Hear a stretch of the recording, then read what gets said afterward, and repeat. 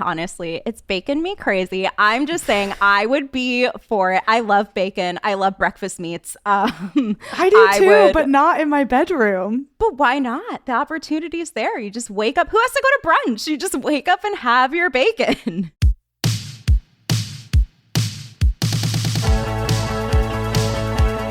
Hey everyone, and welcome to Another Bite, the show where we rewatch some of the greatest and, well, the most intriguing pitches from Shark Tank. I'm Ariel Boswell, and I'm joined by Jon Dick. Hey. And Leslie Green. Hey everyone. And today we are going to give you something to really sink your teeth into, like how one company is on a mission to make meditation a habit and a product that gives Folgers a run for their money with the best part of waking up claim.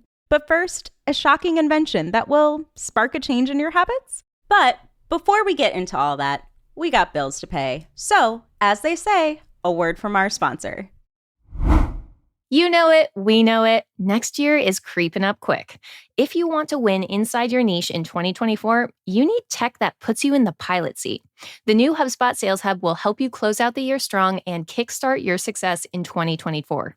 Teams can collaborate on every inch of the customer journey and keep operations running smoothly with comprehensive prospecting workspace and powerful sales analytics tools that keep data connected across teams. And with over 1,400 integrations, there's a ton of ways to mix in new features. So finish out Q4 strong and gear up for the new year with HubSpot Sales Hub. Learn more at hubspot.com/sales. First up in the tank is Pavlok. This is a season 7 product presented by Manish Sethi from Boston. He is asking for $500,000 for a 3.14% stake, which if you're good at doing quick mental math, that comes out to a $16 million valuation. Pavlok is a habit-racking and behavior-changing wearable watch-like device that releases a, quote, mild electric sensation, unquote, that essentially shocks you if you're doing something wrong. It self-shocks you. It's self-shock, it's not like if you like it's not like you like reach for, I don't know, the chocolate bar and it shocks you. You have to reach for the chocolate bar and then say no, zap. Yes, this is my biggest issue with this. Like I did identify with some of the things he was talking about. He was talking about like nail biting. He was talking about like ADHD and like I get it. It's really hard to change habits and you do have to like break that loop. But the problem is like I'm responsible for shocking myself. So if I'm starting to bite my nails, like I probably don't even know that I'm biting my nails until I'm like 2 minutes into biting my nails. Mm-hmm. And then you're like, and then it's just a punishment device where you just hurt yourself. Medieval torturing device brought to modern day. Like what did we expect when he's like, I hired somebody to slap me? I couldn't get myself to commit to anything, so I did what any normal person would do. I hired someone to sit down next to me and slap me in the face every time I went on Facebook. Nice. And I wrote a blog. All right, listen, Manish is an extreme guy, okay? He wants to sell pi percent of his company. Like number 2, yeah, he's hired somebody to slap him in the face. There's a lot of extreme things about Manish as a founder, and he seems like he's a pretty intense person. And as like the negotiation went on, you really started to see it. Like he started to just be like, you could tell how frustrated he was getting. John, just kind of from your perspective about Manish, knowing that he's from Boston, how do you feel about him representing Boston tech? I like that I'm the guy from Boston. I don't know. Like I wouldn't mind having a Dunkies with Manish. I wouldn't mind having a coffee. Seems like maybe I get along with him. He seems like he has interesting ideas. He seems very smart. Like I was like, I think you probably like have read all of those studies and like have a really strong and passionate point of view. I think I'd learn a lot about you. I think you have to be kind of like out there and intense and whatever those words you want to use to be a founder, to try to like bring these huge ideas to life. So, I don't want to like drag him for that. I mean, do I think the soft skills and the interpersonal dynamic and communication could potentially use a little polish in his pitches? Yes, 100%. Listen, I don't know if anybody else in Shark Tank history has ever electrocuted the sharks as part of their pitch strategy, but that is like an extreme strategy. Like this is like he was playing for stakes. He was like, I want my company valued at like $15 million, even though I haven't shipped a single device, and I'm going to electrocute you. What do y'all think?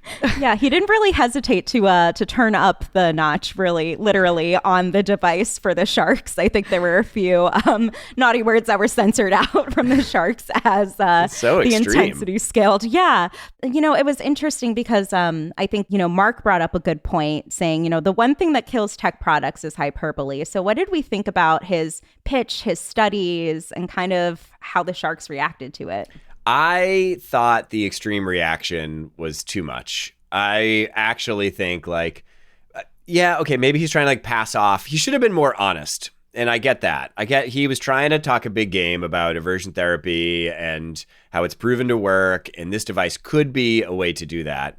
I think maybe he just positioned it all a little bit wrong. But to throw the whole business concept out just because of that, that was just too much to me. It just felt okay, Mark, you're just trying to make a scene here. You're trying to be the person who always sniffs out the snake oil and calls people for their false claims and stuff. But this guy's legitimately I don't know, I think this device might be pretty cool. And we didn't really get to hear that because it just was a combative pitch. Yeah. I did find it weird, and maybe this is me understanding that he didn't have a study with specifically his product. He was just using aversion therapy. He was using aversion therapy studies. Aversion conditioning. Aversion conditioning, which basically means just you're conditioned by negative things. It's okay to use that as a foundation, but I would have liked to see a little bit more of we actually tested this on 100 patients over, the course of a year to see what habits change. But instead he had these just very general, somebody was able to stop biting their nails in 4 days. And as a nail biter, I was that's a lie. There's no maybe way. if that had turned all the way up. It's possible that they couldn't lift their arms because they had just electrocuted themselves so much or something like that. Yeah. I didn't have as much of an issue with him not doing clinical tests because he's not actually trying to make a clinical medical claim. These things that you put on your body are all just devices to try and do stuff. And there's some amount of them that is just placebo effect and focus effect. If it is effective for a bunch of people to try aversion therapy to change their habits, I don't have any problem with that. And if that's have you seen the thing that you put on your back and if you slouch, it just buzzes and you're supposed to sit up? Yeah, I'd be all day just consistently electrocuted. No one's calling that company and being well, that wasn't medically tested. People are willing to try things to try and change their habits.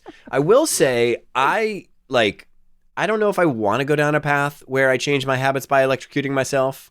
I'm much more the idea of trying to make small compounding benefits and using techniques like stacking and stuff like that to try and establish better habits. So, if I was going to get a habit forming device or program, I'm not sure I would choose the electrocute myself. The one thing we didn't touch on was when Mr. Wonderful was just savage. I would take an offer from anybody besides Mr. Wonderful.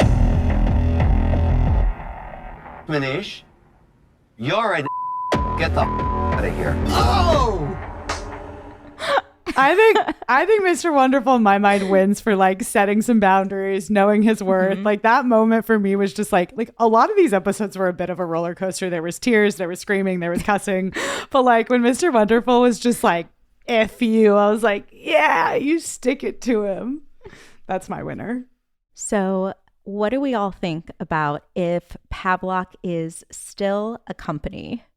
I just think there's too many other products on the market that are better served. I mean, they're not doing the same thing, but I don't know. My biggest sticking point is that this cannot sense when it needs to shock you. And you are required to be the kind of administrator of the shock. You know how the Apple Watch can use haptics to wake you up or remind you to breathe and stuff like that? If they could find a way to make that happen, whether it's anxiety is the trigger for you biting your nails, if it senses your heart rate buzzing, maybe that's how it works. I don't know. I'm not making Pavlok, but I don't feel it's still around. I think that Pavlok is still a company, but only because people from Boston aren't quitters. I think he's out there working for it. Go Manish. Well, prepare to be shocked. Pavlok is still in business. Yeah. So who's buying Pavlok? Well, apparently the company now has 3 different wearables and boasts mindfulness monitoring in its app, so beyond just the haptics of it, and even looks like they're building what they call a, quote, exclusive community, unquote. The appearance on the show didn't hurt the company at all. In fact, Pavlok added about 10,000 users and sales saw that famous Shark Tank bump. So the net worth of the company is currently figured to about 2 million. So compared to not quite the 16 million that originally valuation was set out for. I'm shocked. And now I'm... I'm going to use my Pavlok to stop drinking so much Dunkin' Donuts coffee. I just also hate the way these look. I just can't get over that. I don't know. I don't want to wear it. I'm out. And for that, I'm out. Leslie's out. I'm in. I'll give him some money.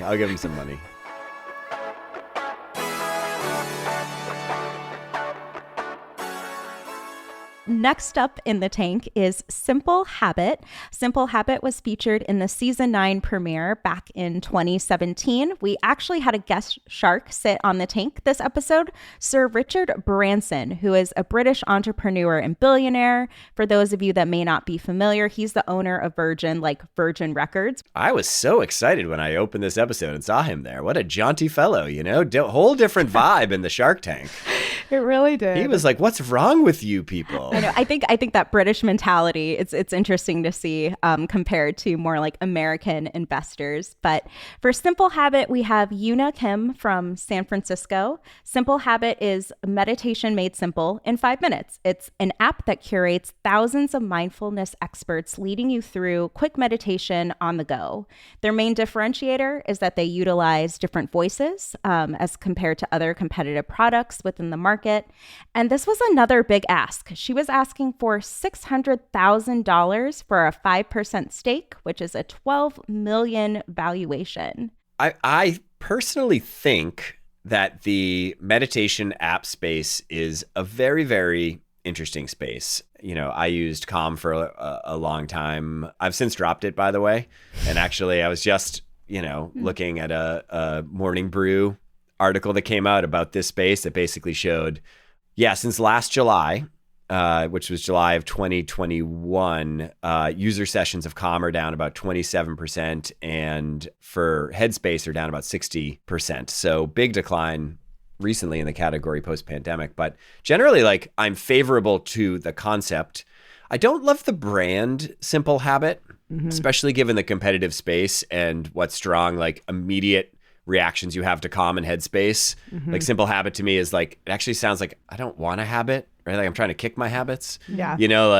So I right from the start, I'm the brand doesn't do it for me in quite the same way as the competition, which has me a little worried. My sense about this whole industry is that it is literally all about your ability to build brand so that you can acquire users in a really cost-effective way.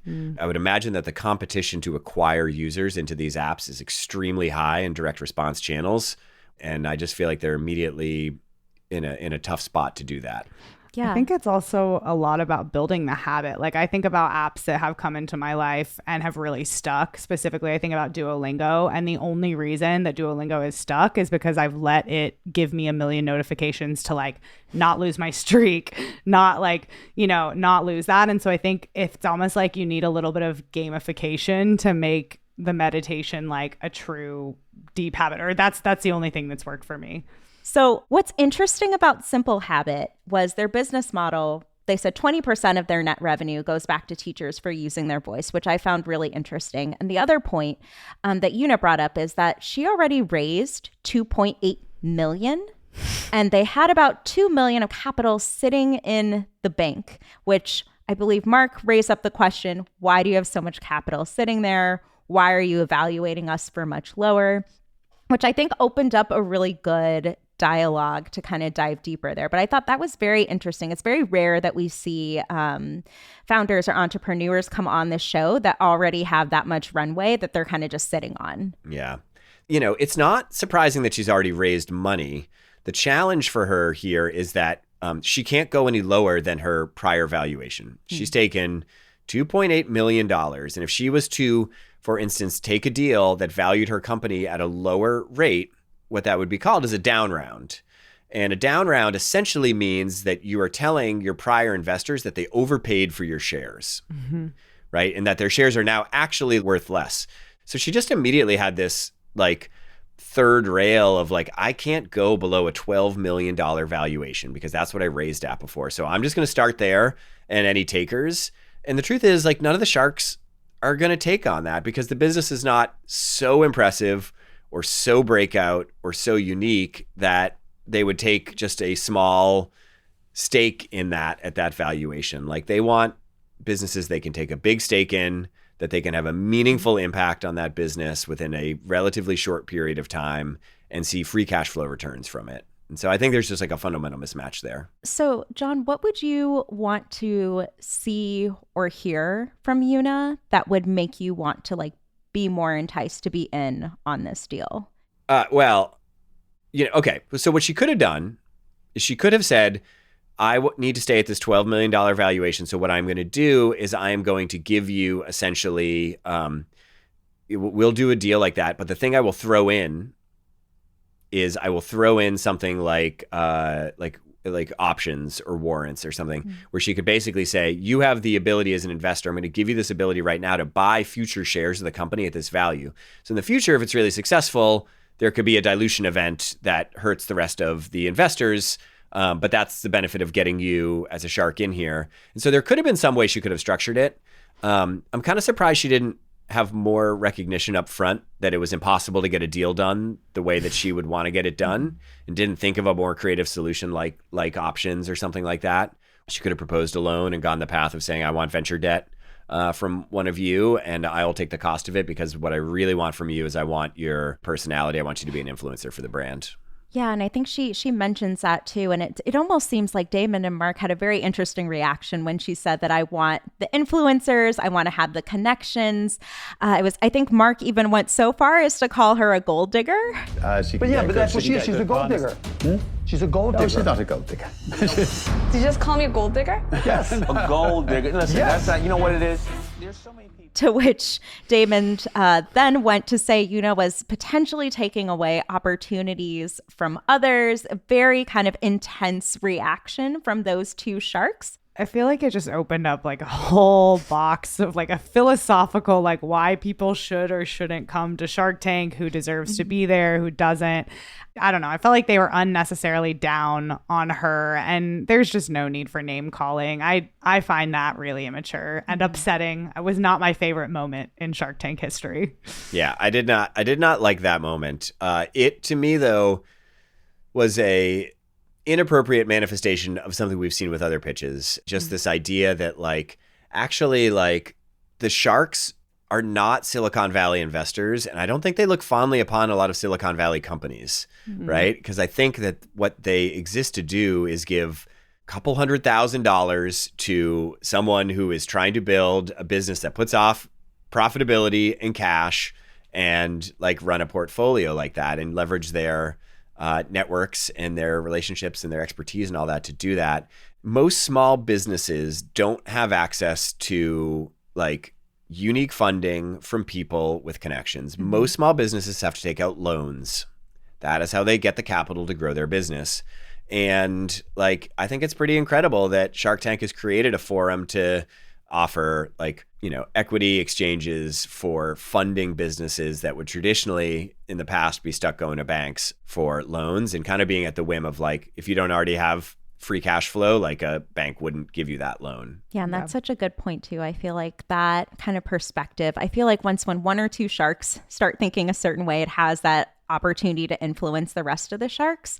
What was really surprising, at least for me, to see just seemingly out of nowhere, basically saying, hey, I kind of want to, I'd invest in this for $300K for 10% potentially. Mark Cuban made some funny remarks of no, Richard Branson, no, which then resulted in water thrown in his face, and to which Mark threw water back in Richard Branson's face. Oh, okay. I think the water just has to go. Let me tell you what I think.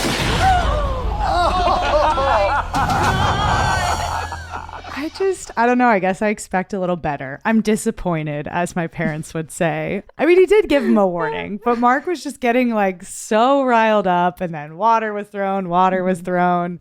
We need to all have a little settle down meeting. Maybe get a little meditation, but we can do better. 5-minute meditation. Yeah. I think it's very risky for Richard Branson to get in a water throwing fight when he's wearing a crisp white shirt like that. I was like, no.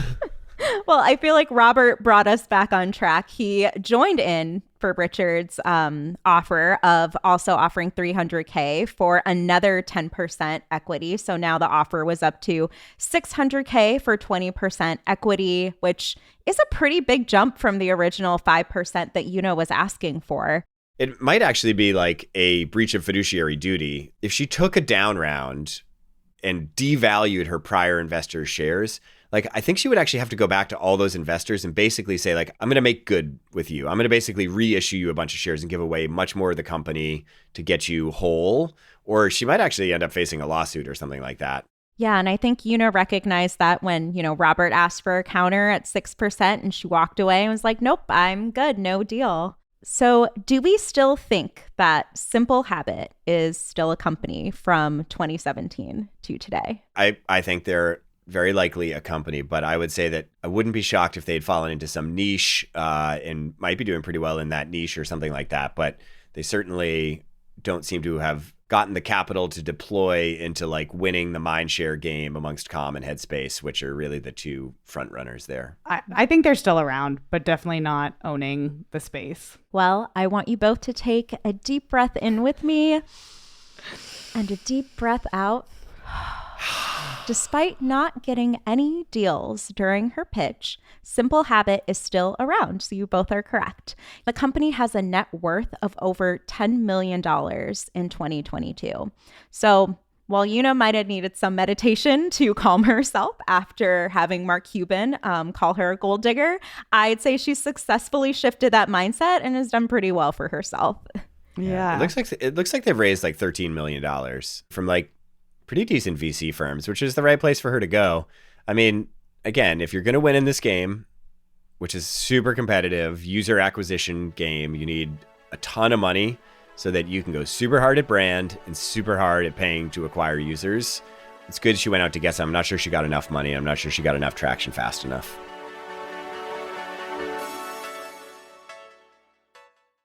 Last up in the tank, we have Wake and Bacon, which is a product I feel like Michael Scott would find a way to burn his foot on in the morning. Wake and Bacon is an alarm clock prototype that wakes you up to, yes, the smell of bacon in the morning by heating up actual bacon by your bedside. We have Maddie Salin entering the tank. This is from way back in season 2, so March of 2011. And he came to the Sharks asking for a $40,000 investment for a 20% stake, which comes out to a humble $200K valuation for his product. You got to start this one, Leslie. I think it's disgusting. I hate this. Like, tell us how you really feel. Okay, maybe it's from like living in a studio apartment where your bed is literally next to your kitchen. And I hate the idea of like smelling food right when you wake up like that intensely, right? Like, I don't know. Again, like I said, I lived in a very small apartment at one point in my life, like 375 square feet. And so maybe I'm just traumatized, but I don't like it. I don't like the thought of waking up to like bacon grease and bacon cooking next to me. So disgusting, maybe in a strong word, but that's kind of how I feel. But it's pre-cooked bacon. Leslie wants to wake up in her dog bed in her studio apartment to her 40 unread text messages with a haptic buzz. That's what Leslie wants. We know what Leslie wants. It's like a peaceful, like, I don't know. I'm really big into the like idea of like minimalism and cutting back on things. Like, and so for me, it's just like, this is gross to me. And I'm not in for the bacon alarm clock.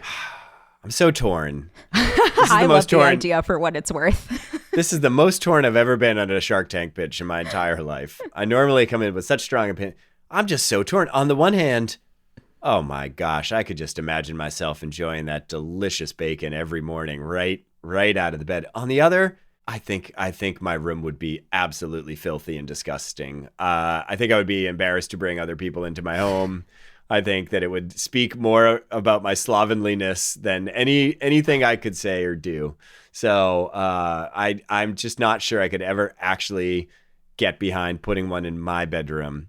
That said, I am not afraid of the burning the house down. I thought Mr. Wonderful he couldn't get off it. He's like, "You're gonna burn your house down." It sounds like someone saying you're gonna shoot your eye out with a BB gun. Like, thanks, Dad. Like, I can put a bacon cooker in my bedroom, okay? I mean, could you blame him though? Like, Matty then went on to proceed to compare his product to, of all the products that he had to easy bake ovens, which are notoriously known for starting fires and hazards. Oh, is that true? Yeah. Yeah, Maddie it's so funny because my notes are like, yeah, it's just like an easy bake oven. So I was like, oh yeah, Maddie, makes sense. Yeah, growing up as a 90s child, like I loved my easy bake oven to the point where I would just fry things. I'm surprised I did not set things on fire. Wait, but Ariel, I have to know, like, you looked like you were into this. So could you please let us know what you're thinking? Yeah, I mean, I'm not opposed. Like, look, you have candles that are scented like bacon. Do you? Do people buy those? It's a thing. There's a market for it. I mean, I understand the concept in and of itself. The execution is weird, but it's pre-cooked bacon, so there's not as much grease as what you would have. But that also is kind of gross, by the way. Pre-cooked bacon, like, that's just kind of gross. That's already kind of gross. You only live life once, you know. We're here crushing Ariel's dreams. She just wants bacon when she wakes up. Yeah. YOLO for a shorter time, I think would be the right thing to say. Nobody who's like, oh yeah, pre-cooked bacon, like YOLO makes it that far in life.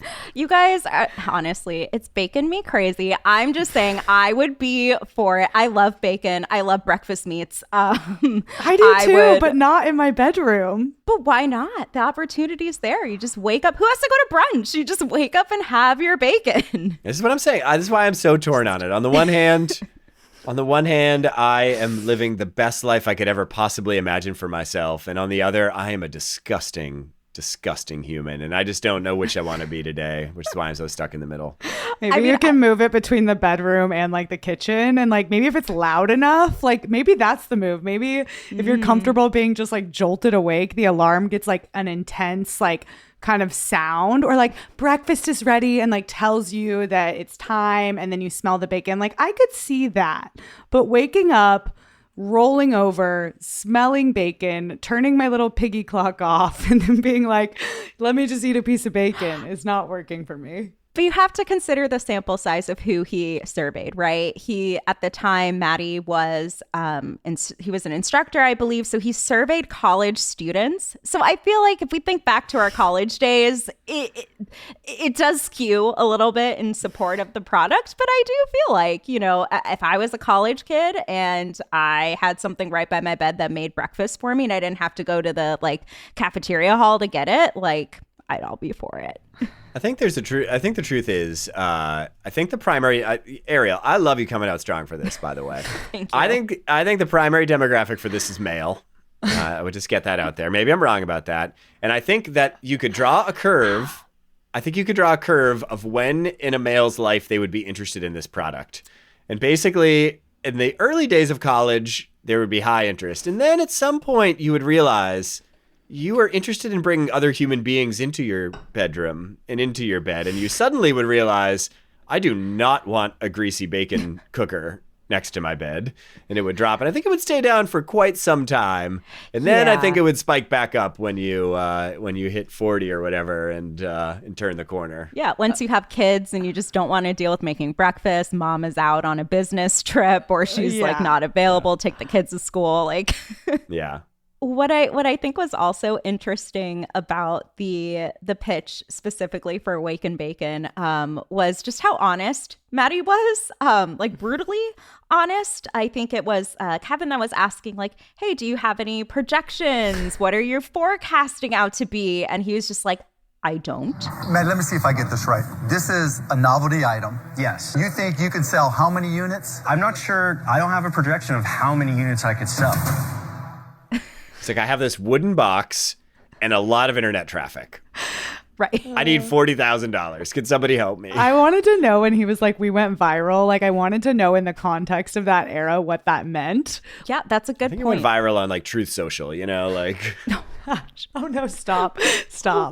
Well, I And then it was interesting too when Mark kind of pushed him a little bit more, and then Maddie, I think, just is a lot of a testament to like the type of character that Maddie was to say, "Oh, I actually need 170K, not 40K. My mistake." Like his nonchalantness of it, I think, just really kind of leaned into this is more of like a novelty product, a novelty gift. And then ultimately, I mean, we saw that Kevin was out, Barbara was out, Robert and Damon were out and ended up with no deal.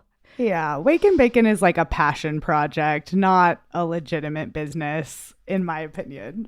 Yeah. So do you think from 2011 that the Wake and Bacon actually made it mass produced and is a company? I am almost positive, not because I know this, but just because I believe it deep in my soul, that somebody watched that and was like, I'm totally going to give this guy the money he needs to go do it. It's like, I don't want to believe that, but I kind of do too. Like, I kind of believe somebody was like, I want to help this guy make a prototype. I have a feeling that like there is, this exists and you can like buy it online, or you can maybe do the as seen on TV.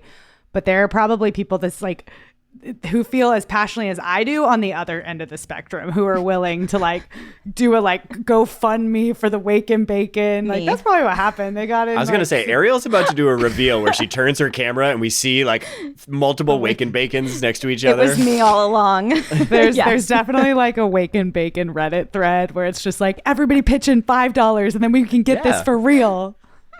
Yeah, I didn't tell you guys about my side endeavor. So it appears that the clock has unfortunately run out on Wake and Bacon, and it is no longer a company. The product was never even mass produced and is currently not for sale. Since Shark Tank, Salin has served as the CEO of a 3-person tech startup and has worked as a front-end web developer and a student software engineer. But as of 2022, Salin's LinkedIn profile lists him as a full-stack developer for the National Democratic Training Committee. So seems like he made a bit of a pivot in his career from the Wake and Bacon to, a little more of the tech side, which is how we all end up in tech, right? The question for him is, does he put Shark Tank on his resume? It's like a talking point. It's a talking point, and it's like something that would make you memorable. Do you think does he bring the pig to the office? I hope he still has it. Like the OG Wake and Bacon is just like, is an archive, is a cultural archive. And I feel weird being sad for him, knowing that I like thought this was a terrible idea. But Ariel, when you were like, it's not a thing, I was like, oh, it's actually kind of sad. Like he liked it so much. So what he does put on his resume, now that we mentioned resumes, you is found it? Salin claims to have been a production assistant on Titanic. Oh. Wait, is his like resume available for download on LinkedIn, or do I have to? I love that he's like making bacon in the Wake and Bacon for like Kate Winslet. Oh my gosh! Like rolling Never out some let go, pre-cooked Jack. slices. Yeah. I have my sources, Leslie, but not sure if that's how he punched a ticket on another sinking ship in Wake and Bacon. But it was fun to see that fact. Oh man.